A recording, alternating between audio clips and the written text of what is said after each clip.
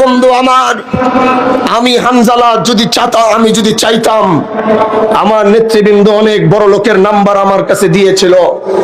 জিজ্ঞাসা করেন এদেশের সবচেয়ে বড় বড় শিল্পপতি যারা আপনাদেরকে 1 মাস পুরো শিবচরে 3 বেলা গরুর গোশত দিয়ে খাওয়ালেও যাদের টাকা শেষ হবে না। আমি হানজালা যদি চেতাম, তারা চাচ্ছে যেন আমি যোগাযোগ করি, দেখা করি, বলি।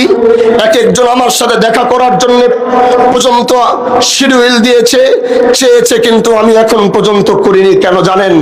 যদি তাদের সাথে আমার দেখা হতো, বর্তমান পরিস্থিতি অনুযায়ী তারা আমাকে 2, 4, 5, 10 কোটি টাকা শুধু দিত যে ভাই আপনি শুধু রাজনীতি, শুধু ইলেকশনটা করেন।